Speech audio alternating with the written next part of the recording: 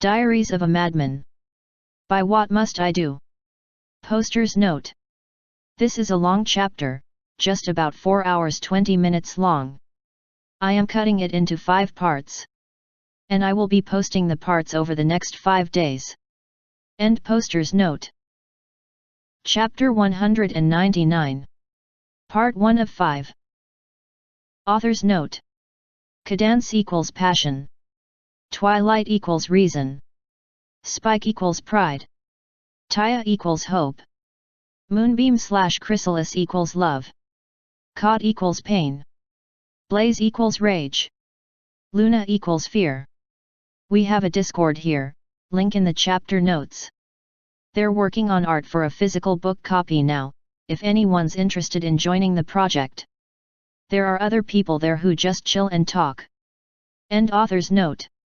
We appeared in Fleur's parlor. Fleur, Cot, and Blossom were sitting at a table.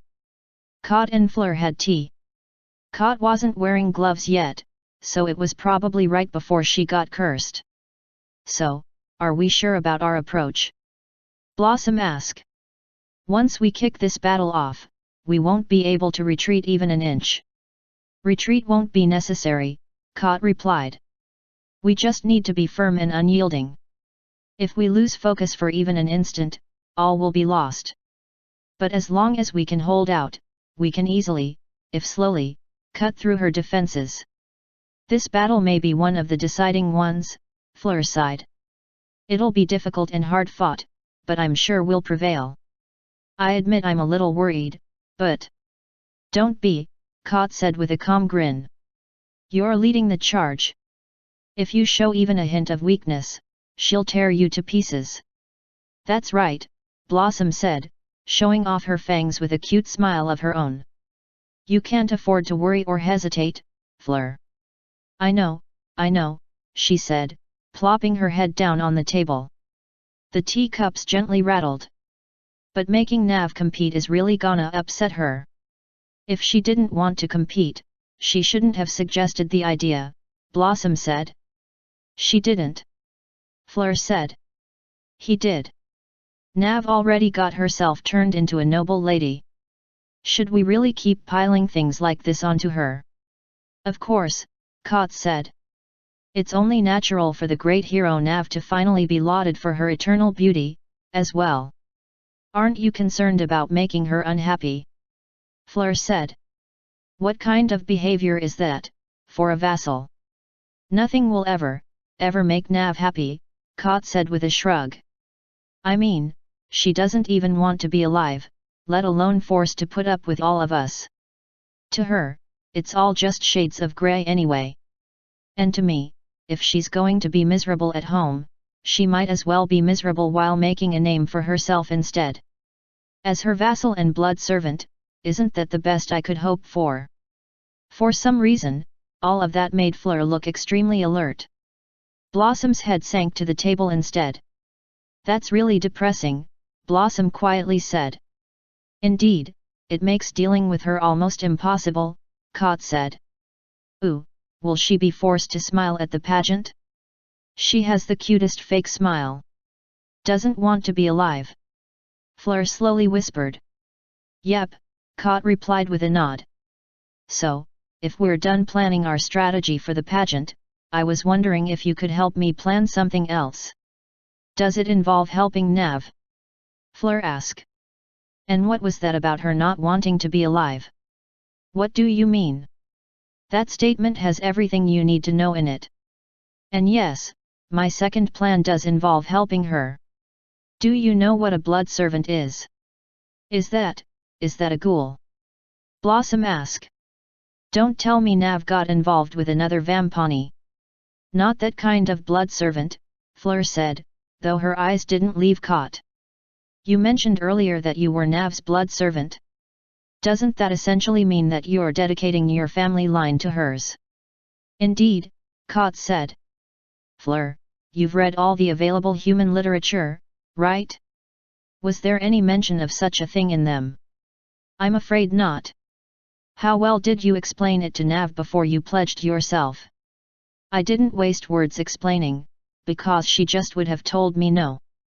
I still haven't explained any of it to her, actually. Is that really fair? Blossom asked.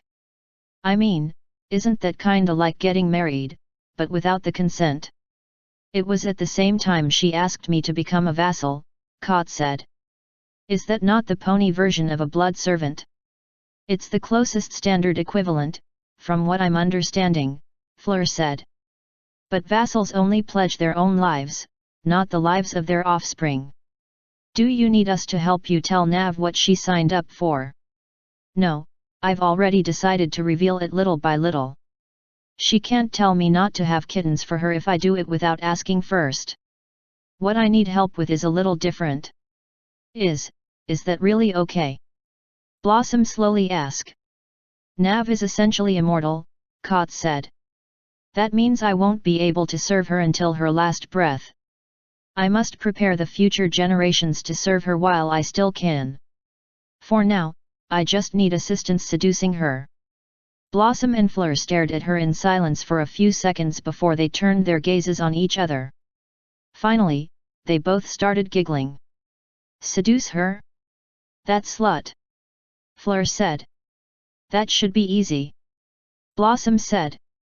I mean, just look at you. Nav and I have a complicated and unpleasant past, Kot said. Blossom was still giggling, but Fleur stopped and got a more pensive look on her face.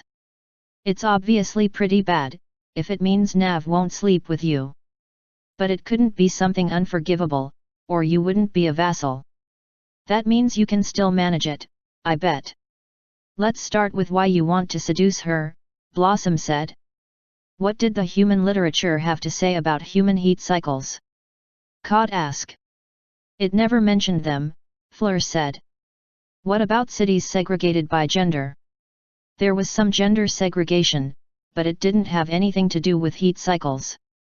What does that have to do with anything? Why wouldn't something so important be found in any of their literature at all? Kot asked. Surely it would merit at least a passing mention, maybe a joke or two. Are you saying humans don't have heat cycles? Blossom asked. According to Nav, they're always in heat, Kot replied with a nod. And just like that, so many things suddenly made sense, Fleur said. Both about Nav's behavior and about the books I've read. Poor Nav, Blossom sighed. I guess being a vampony isn't all bad. I couldn't imagine being in heat forever. So my goal, as Nav's blood servant, is to help ease her burden when no one else is available, Kot said. But due to our history, she distrusts my intentions. While I want to bring her only joy and pleasure, she fears something more sinister. She's really pliable right after waking up, Blossom said. But you need to make sure to actually have a way to wake her up, unless you just wait for it to happen. Can't you just gently shake her? Fleur asked. No, Nav's beyond a heavy sleeper, Kot said. You can do whatever you want to her while she's sleeping and she'll never notice. It takes magic, an elemental, or pain to wake her.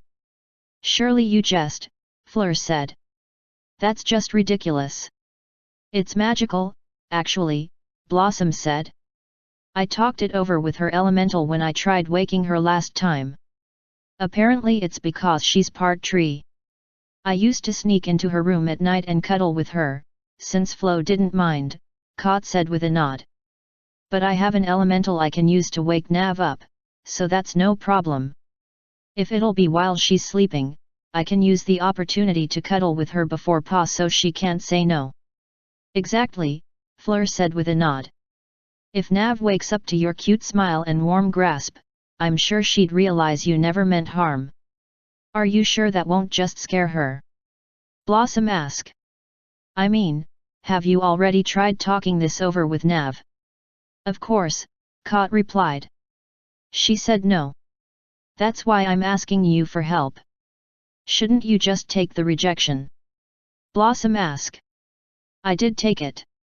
That's why I've been preparing so thoroughly for my next and final attempt. She won't be able to reject me again. I'll make sure of that. That's so romantic. Fleur sweetly said. You truly are the ideal servant for Navi, Kot. Didn't that sound like a threat to you? Blossom said. Don't be silly. Fleur said, waving a hoof. With Nav's personality, I bet Waterworks would nail her down.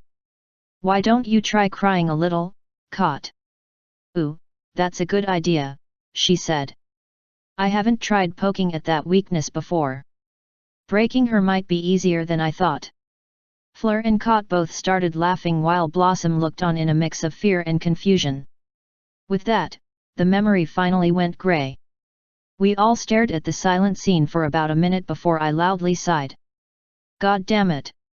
So this is how a true predator plans her strikes, Taya whispered. I guess I still have a lot to learn. Please don't base your view of predators on Cot, I said. She's on an entirely different level. Plus, that whole exchange just made me feel like an object. Shit like this is exactly why I want to get rid of my pole. Remember how I said Fleur was just manipulating you? Taya asked.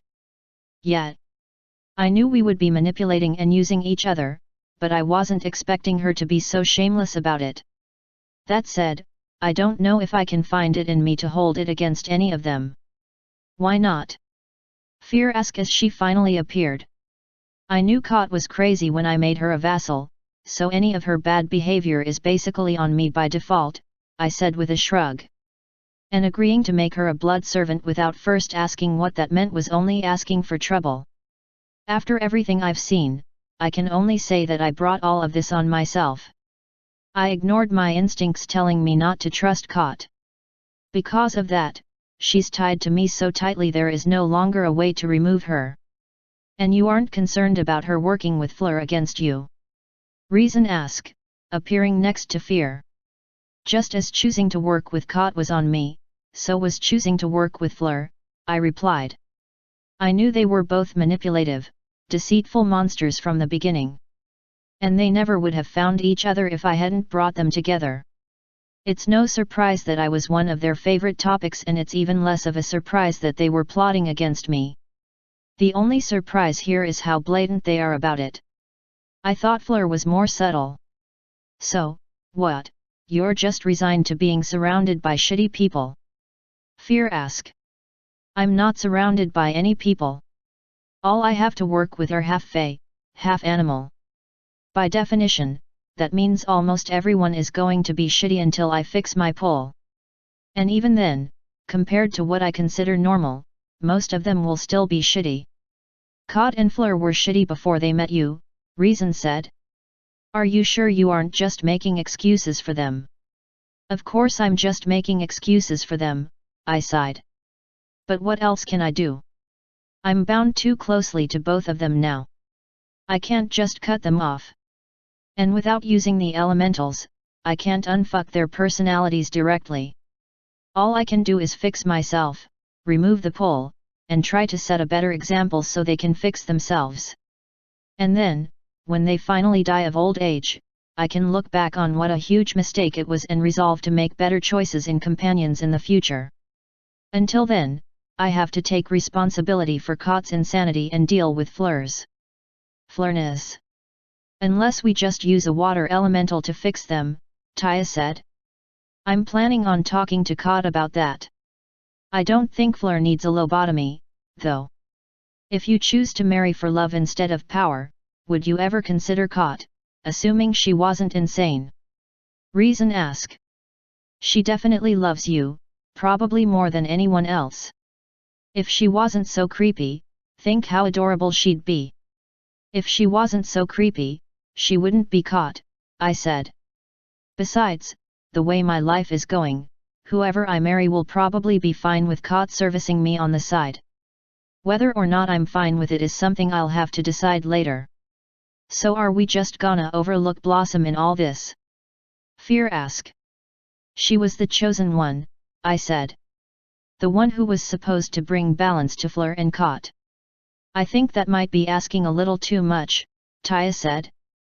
Cot's full of the kind of crazy only you can give someone, mommy. Blossom never stood a chance. With Fleur there too? It's no surprise she just got swept away like that. This is why I can't have nice things, Taya. Do you believe me now when I say everyone was conspiring against me? I believed you from the start, she smugly replied, hopping up to hug me. After all, I did plenty of my own conspiring. You certainly couldn't be Nav's filly if you weren't a conniving, scheming little conspirator, the guide warmly said, patting Taya on the back. That's not very nice, I said. So, is the main takeaway just that the three of them are doing dumb shit behind my back? Basically, Reason said. It surprises me that you're okay with this. I'm not okay with it. It's just, compared to some of the other stuff I've seen so far, this is tame. Plus, I already suspected something like it happened anyway. I'm afraid it'll take a lot more to really piss me off, now. So, ready to move on? The guide asked. I finally let Taya down and she dropped back to the floor. Let's do it, I said with a nod. Her eyes lit up and we kicked it. We appeared in Rarity's boutique. She was lounging on a pompous and over-decorated couch. Twilight and the rest of their important friends were chilling on their own couches in a general circle. Several of them had small tables with tea next to them, but most of the cups were untouched. So, is Nav back yet? Rainbow Dash asked. She is, Twilight said, her voice sounding somewhat grim. Even her face seemed tense. Quite a lot of things happened while she was gone, too. I also have another large history lesson that I'm afraid you'll all have to sit through. Is Nav okay? Fluttershy asked. Her voice was quivering a little. Physically, yes, Twilight said, hanging her head. But I'm quite confident she was thoroughly traumatized. Everything snowballed out of control so quickly that there was nothing we could do. Where is she now? Rarity asked. And what about Spike? They're both in Canterlot. I think they have plans to stay there for a while to recover. Spike wasn't affected nearly as much as Nav, but it would be easier to start from the beginning with the history lesson. Bullshit! Pinky shouted, making her friends all blink. What happened to Nav? For starters, she was tortured, Twilight said. That definitely got their attention, and even made Taya flinch. But if you won't let me start at the beginning, I won't tell you anything else. They all clearly wanted to press her for more details, but Applejack took the lead with a simple, start Tolkien, then. This is the history as I know it. A very long time ago, when Discord was still free, he attacked Iceland. While he was there, he injured a dragon named Pyrite, casting him into a volcano that happened to house Char, the fire elemental. Char took advantage of the situation and embedded himself into Pyrite, but wasn't strong enough to completely control him. Over time, Char's influence turned Pyrite into an effective, if eccentric, ruler. Some enormous amount of time later, Discord appeared in Equestria. Pyrite sent a dragon named Reginald to assist the ponies. He partnered with Luna and together, they defeated several monsters to help the ponies survive. After Discord was sealed, Reginald continued working with Luna for another vast amount of time. So if he's such a big hero, why haven't we heard of him? Dash asked. Censorship, Twilight replied with a shrug.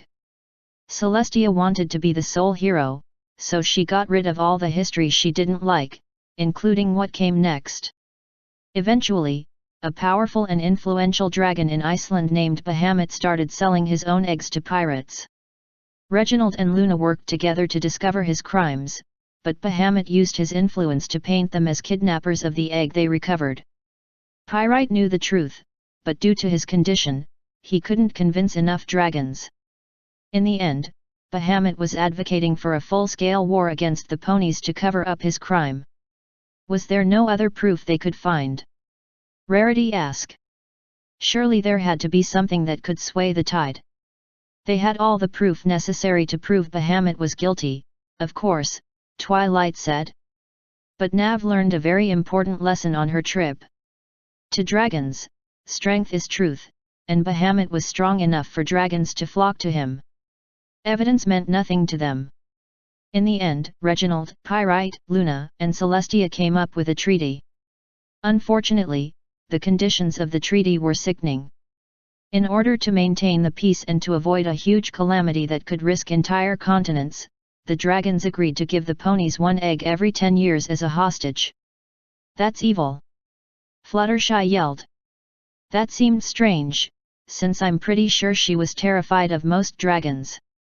I know things were bad, but how could the princess let that happen? Princess Celestia is just a mare, Twilight said with a sigh. I'm afraid that's something Nav has forced me to realize. Unfortunately, mares can be evil.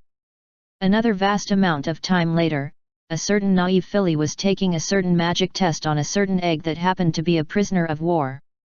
That innocent, naive filly used her magic to hatch said egg, giving a certain evil mare the perfect tool to use against the dragons. As it so happened, that evil mare was very likely waiting for such an opportunity, because the dragon egg that filly hatched happened to be a very special one. In fact, it was the very same egg that kicked off the whole ordeal, belonging to a certain egg-selling evil dragon. Now that the evil mare had the evil dragon's son in her hooves, she could do all kinds of evil things. You can't be serious, Rarity slowly said. Twilight, all of them seemed crestfallen at the news, including Twilight. After the treaty was signed, Reginald returned to Iceland, Twilight said. Apparently she was dropping the act and going back to old history.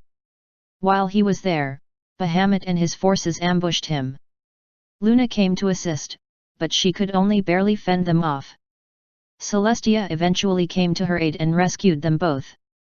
In return, she demanded that Luna cut contact with Reginald as much as possible and to not interfere with Iceland again. According to Nav, losing her friend was a large part of what drove Luna to become Nightmare Moon. So even that was Celestia's fault. Applejack shouted. After all the dust settled, Bahamut began consolidating his forces, Twilight said. Eventually, Iceland settled into a few factions. The two most powerful were headed by Bahamut and Pyrite. Bahamut created some kind of organization called the Purifiers. From what Nav said, they were a very militaristic group that ruled with a mostly fair yet very iron fist. Reginald was their number one enemy, with Celestia as a close second. On Pyrite's side, everything eventually broke down on gender lines. Pyrite's mother, a dragon named Tintaglia, was trapped inside his fortress. Since she was stuck in the room that housed the entirety of Pyrite's horde, her own power grew and she began ruling over the female dragons. Unfortunately, being stuck underground so long drove her completely insane. That's bad, right? Pinky slowly asked. When Nav left for Iceland, she knew none of this, Twilight said. She arrived in Iceland, in dragon form, with Spike and Reginald. The instant they arrived, they met a purifier. As soon as he learned who Reginald was, things got awkward. Unfortunately, the purifier chose to talk instead of attacking immediately. From him, Nav learned some of the history about Reginald and Bahamut. In the end, Nav and Spike went with the purifier in an attempt to learn more about Spike's past. Why? Fluttershy asked. Staying with Reginald would have been so much safer. Didn't she go there to find the elementals in the first place? Several reasons, Twilight said. First, to learn more about the purifiers and why they hated Reginald. After all, Nav didn't know anything about the situation or about Reginald's past, so for all he knew, Reginald really was evil. Second, the water elementals were on an island to the south of Iceland. Reginald was heading north while the purifiers were concentrated in the south. That would give her a base of operations closer to the elementals. Third, both Nav and Spike wanted to see more of the dragon homeland. They had no way of knowing what kind of mess they were walking into. Nav needs to get it together already, Pinky said, shaking her head. Hasn't she realized yet that she's a hero? She doesn't get to have easy trips. If she goes somewhere, trouble will find her one way or another. The sooner she comes to terms with it, the easier her life will be. Yet, well, "Fuck you too," I said, crossing my arms. "I think that might have been a compliment," Taya said. "At least, sort of." "It's rude to spout nonsense," Twilight said, cutting Pinky short. "I think we all know what Nav would do to you if she heard you say that." Anyway, the two of them learned a lot more of the history from Bahamut himself when he arrived at the Purifier Sanctuary. That night, Nav used dream magic to speak with Luna and Celestia to learn even more. She also happened to completely infuriate Celestia in the process, giving her a very well-deserved tongue lashing. "Way to go, Nav," Dash said. "But isn't that dangerous? The guards will probably talk about how hard she sparred against Blaze for years," Twilight said with a smirk. The next day, Nav and Spike got caught and were forced to reveal a part of the truth. In the end, Bahamut rallied his forces with the intent of killing Pyrite and Reginald, then attacking Equestria. They carried Nav and Spike for the assault on Pyrite's stronghold. When they arrived, Pyrite and Reginald came out. Nav realized that Pyrite was under the control of a fire elemental and convinced Char to leave Pyrite. After that, Pyrite very soundly defeated Bahamut. He then sent a messenger to Celestia, demanding the return of the eggs. "So Bahamut was the one who tortured Nav?" Rarity asked. "No, that was Pyrite," Twilight said. After Bahamut was defeated, Pyrite forced all the dragons to obey him. Once the purifiers submitted, Pyrite dragged Nav into his fortress and began torturing her for information. Apparently he wanted to know about the elementals, Discord, the princess, and basically every other facet of the outside world. Nav cooperated, but that only spared her the worst of it. As an upside, Spike was completely unharmed. Pyrite spoke with him at length, but Nav was the only one hurt. Wasn't Nav their savior, though? Fluttershy asked. Why would Pyrite hurt her? Pyrite knew Nav wasn't a dragon, and that angered him, Twilight replied. Dragons are very prideful. Knowing that Nav was masquerading as a dragon, causing trouble, and had a connection to the being who had controlled him for so long made him ornery. Unfortunately, Nav's troubles only grew. Right as her treatment was improving, she was kidnapped by female dragons. They brought her to meet Tintaglia, the ancient insane mother of Pyrite.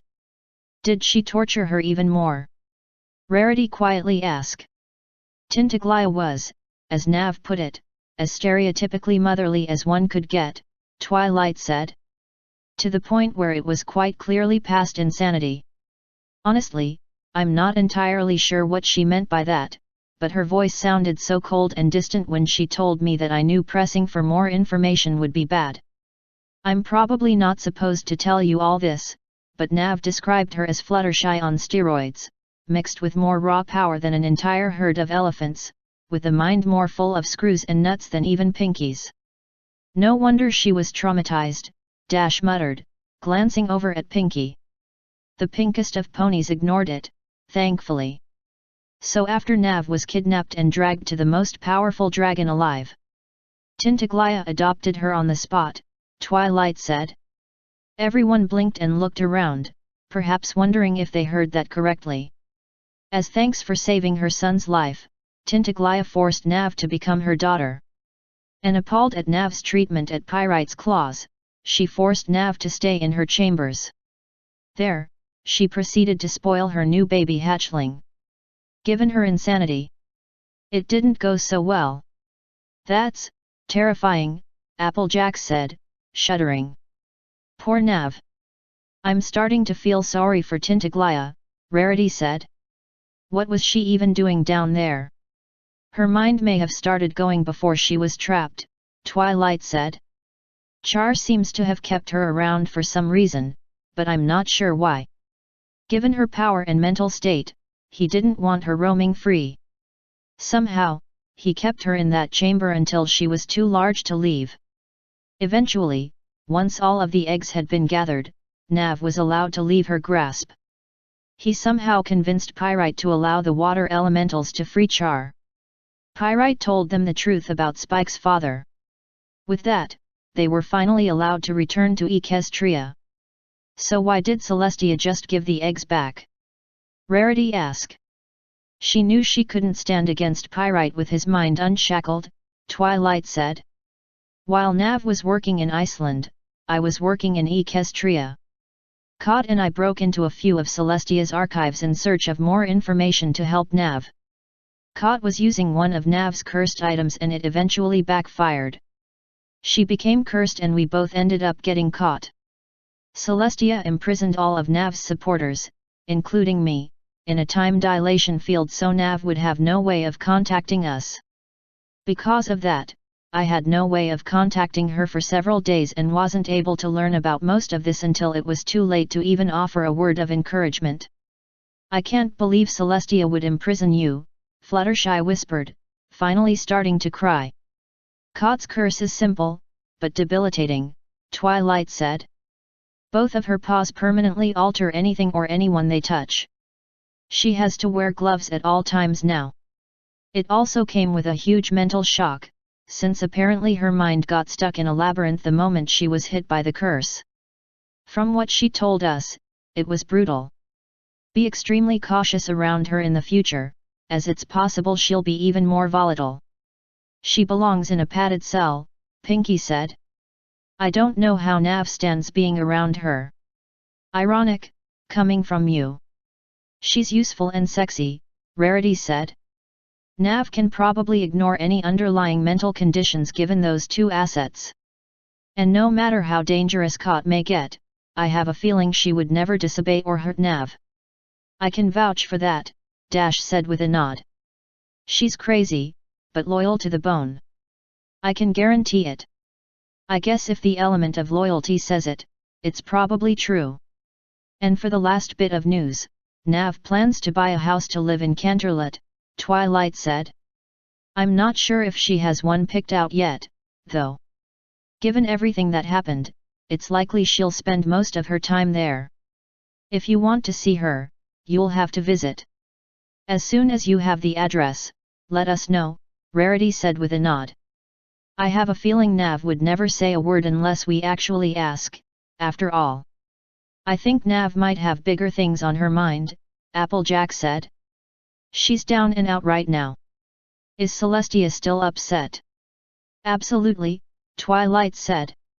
I don't think it's past the point of no return, but I wouldn't be surprised if Celestia's taking countermeasures against Nav as we speak. It's not possible for her to get rid of Nav immediately after making her a noble, but that doesn't mean Celestia's going to sit idly by. That's why I intend to stay in the palace and do my best to keep an eye on her. I'll also do my best to calm her down and reconcile the two of them before things get out of hoof. I think it's far too late for that, Pinky said. We've already decided Nav's a hero. That means it's basically her job to root out evil, right? It's only a matter of time before they clash. I'm with Pinky on this one, Dash said, nodding. I vote we contact Nav and tell her she has our support. I'm not really sure she'd think much of that, though, Applejack said. The elements of harmony ain't exactly done much recently, after all. The only one of us that might stand a chance against Celestia is Twilight, and Nav's not dumb enough to think Twilight would side with a tyrant. Still, it would be good to let her know we won't back Celestia up. I really don't want Nav to think we might be enemies. I think Nav would do her best to make sure we didn't get involved, Fluttershy said. But even if we can't really help, I still think she should know where our hearts lie. I don't like what Celestia's doing, but I don't think a clash would be good for Equestria, Rarity said. Instead of supporting one side or another, we should push for reconciliation. If we can reform Nightmare Moon, I'm sure we can reform Celestia. Yeah, up until we die of old age, Pinky replied. Besides, there's no way we'd ever know if she was doing anything evil behind the scenes, anyway. She's been hiding it for at least 1,000 years, after all. For all we know, we could just wake up one day and Nav and all of his friends and crew will be gone, as if they had never existed. What would we do then? To be fair, what could we even do to stop that, anyway? Twilight asked. The only thing we could do is proactively fight Celestia, but that's unthinkable. Celestia may just be a mare, but she's an incredibly powerful one who's been alive for a very long time. Killing her may not be possible at all. As important as it might be, I vote that we shelve the talk of treason for now, Rarity said. Instead, we should discuss what to do about our friend who was tortured. And our other friend, who just learned his father sold him into slavery. I'm planning on inviting Nav to something soon, Twilight said. I'm hoping that'll help take her mind off things. I also invited her to something, Dash said with the barest hint of a blush. I'm not sure when she'll have time, but it better be soon. I'll plan a party here in Ponyville for Nav to ditch, Rarity said with a nod. She won't be expecting it from me, so we might actually catch her off guard. Twilight, you can follow Nav when she leaves early and invite her then. You're planning a party knowing she'll ditch? Pinkie asked, tilting her head. Why not just plan a party she can't ditch? You've tried that more than once, Applejack said. Nav always finds a way. I think Rarity has the right idea. If we want to plan a party for Nav, it has to be with the knowledge she won't actually like the party. Then why plan the party at all? Fluttershy slowly asked. Just because Nav ditches doesn't mean the rest of us will, Rainbow Dash replied with a shrug. She may hate being with all of us at the same time, but that doesn't mean she actually hates all of us. I'd say Nav hates, at most, 2 of us. It's true that some of us tend to get rowdy at get-togethers, Rarity quietly said. But if she can enjoy festivals full of random people on the other side of the world, why can't she enjoy spending time with all of us? We're getting off topic again, Twilight said. I think it's safe to say at this point that Nav might not like parties. But that's not important right now. What else should we try and do with Nav? When she got back, she looked so drained. I've only ever seen her like that after Antarctica. I'm not meaning to be rude with this question, but does she really have time for much? Applejack asked. I know she just went through something awful, but she's a noble now, with vassals and a household to manage. Plus, she needs to deal with Celestia's anger. There's no telling what other hijinks she might get into. Like Pinkie said, there's something about Nav that attracts trouble. That's all true, Rarity said, nodding. We also have to consider that Nav's vassals and daughters might have plans to help her. I say we talk to her soon to learn her schedule and see what we can do from there. Twilight and Rainbow both have plans with her, so the party should be a good sounding board to see what else we can do with her. So now, I think we should consider what to do about Spike. We're not going to try hooking him up with a stallion, Pinkie flatly said. And we're definitely not going to have him show off another dress. Rainbow Dash added. We're also not going to sign him up for ballet classes behind his back, Twilight said, rolling her eyes. The looks that Fluttershy and Applejack gave Rarity were very withering. Ballet? Applejack quietly asked, lifting an eyebrow. Is that why you asked me to make a puffy purple tutu? Fluttershy asked, a calm yet slightly scary smile coming to her face.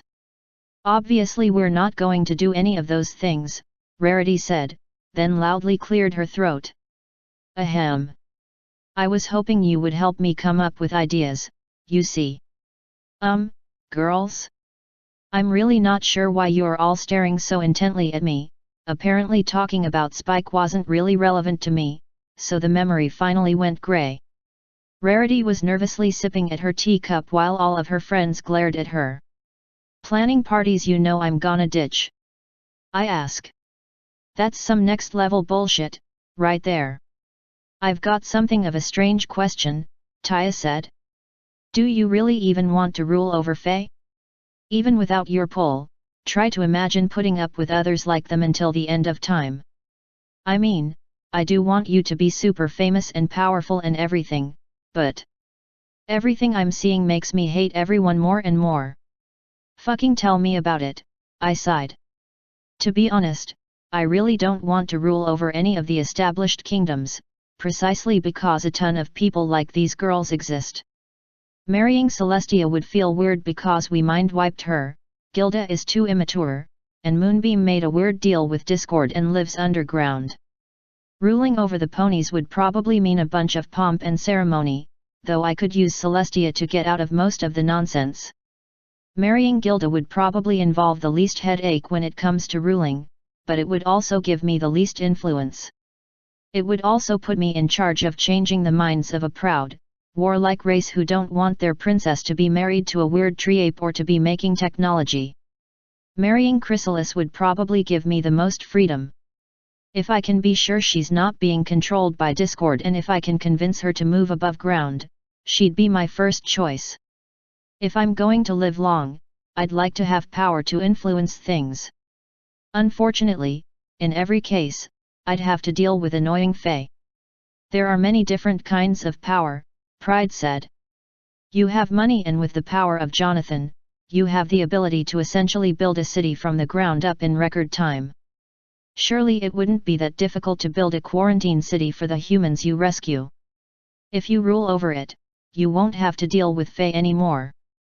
That sounds interesting, but I have no right to rule over humans, I said. I'm sure some of them would be happy to follow me after I bring them forward in time, but enough of them would resist that maintaining power would be impossible. I may not die, but I wouldn't stay in control forever. Marrying either Moonbeam or Celestia would probably guarantee me longevity of power.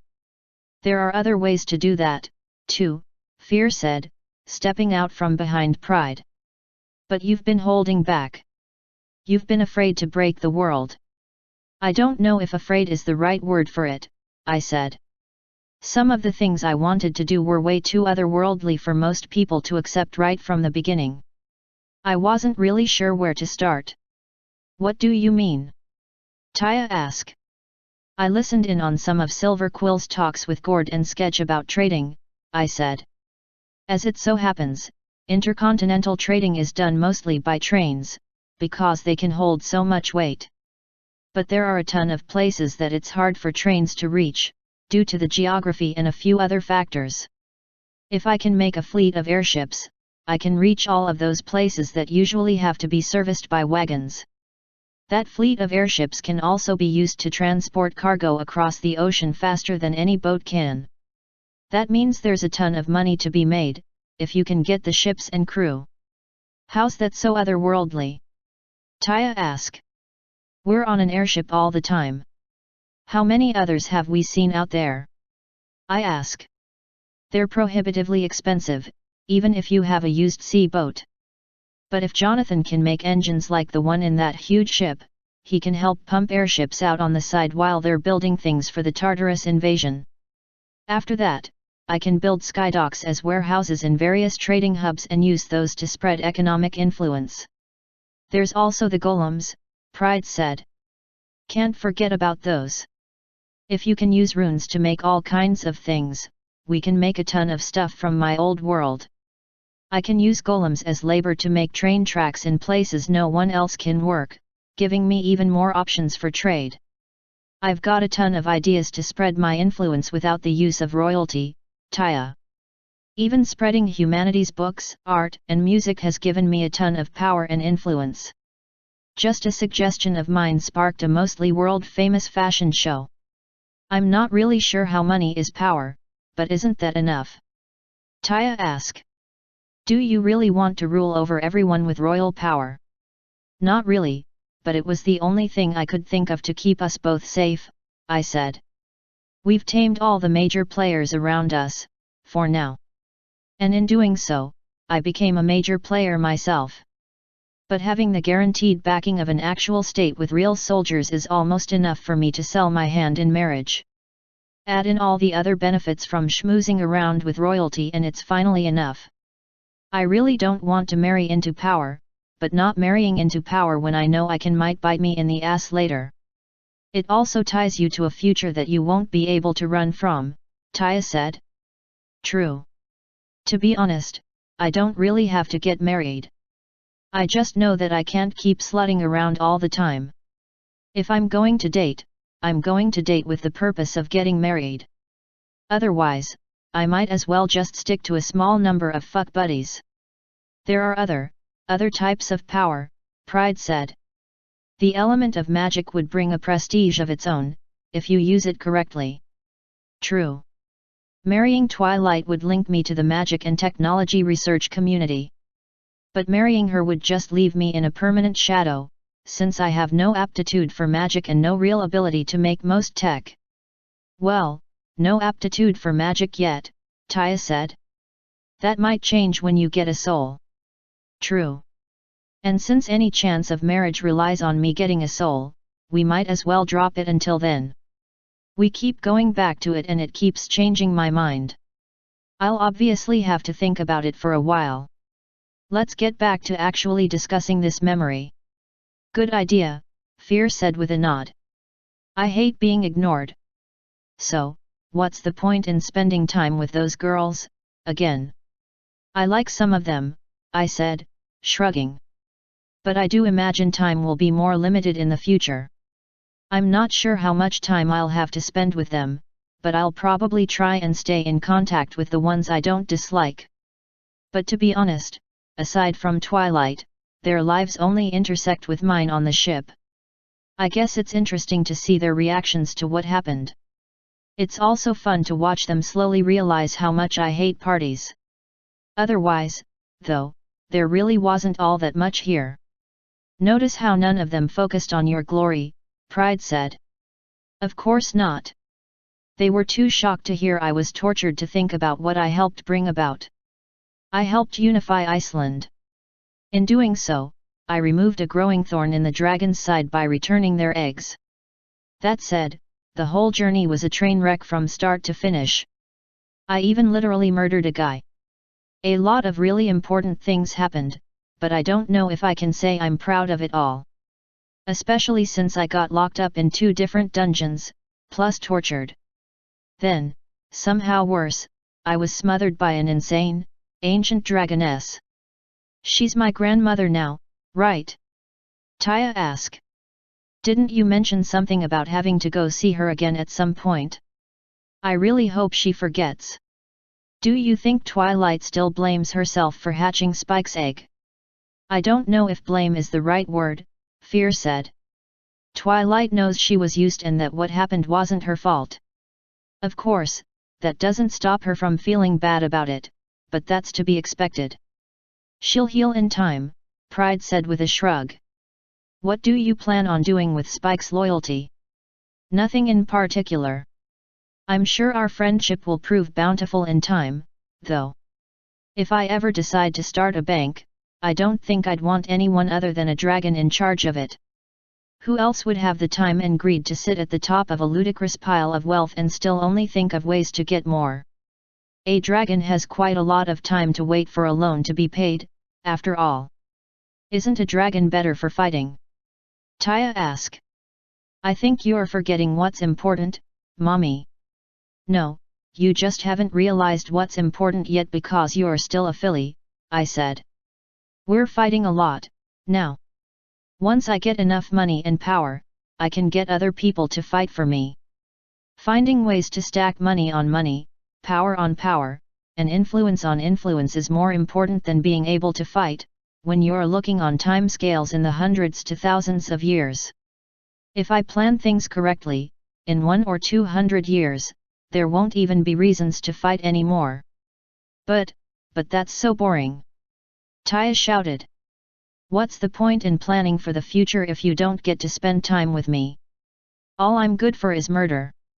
I'll always need my own personal defense filly around, I said. You probably won't really get to see much action, but you'll still get to spend time with me.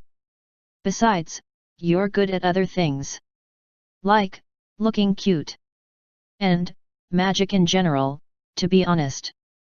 You're talented enough to pass most of the opening tests at the Mage's Tower, at the very least. That means there's plenty you can do, if you set your mind to it. Can we at least fight a little? I mean, what's the point of having backup bodies if we never even get to use them? I'm sure we probably will end up fighting. I'm just trying to be idealistic. Besides, even if Spike becomes a banker, he'll still be a dragon. That counts for more than an army of ponies, at the very least. TCH. You're supposed to be a warrior, mommy. Time changes us all. I like fighting, but I prefer being safe. Anyway, let's get back to the coma. To be honest, talking about those girls is kinda hard. They're truly forgettable, aren't they? Fear asked, shaking her head sadly. That's not the correct word. I'm just so used to dealing with them now that nothing they said shocked me enough to make an impact. Then maybe it's time to move on, Pride said. You have ambitions and goals. Do you think spending more time with the has-been heroes is really beneficial? Friends are friends, useful or not, I said. Sure, relationships are supposed to be transactional, but being around some of them is entertaining enough to pass.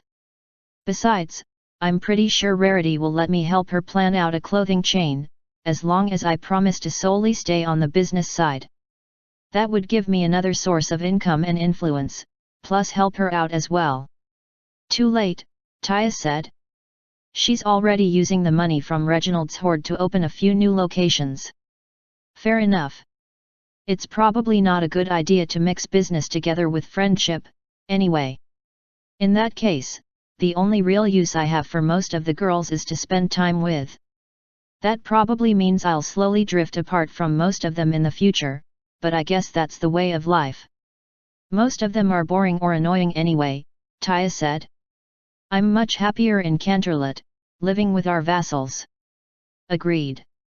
Being able to order people to leave me alone is a godsend. Are there any other takeaways from this? It seems you understood my lesson well, Fear said with a shrug. There's no point in dead weight and there should be no fear when casting it aside. Friends are definitely important, Pride said.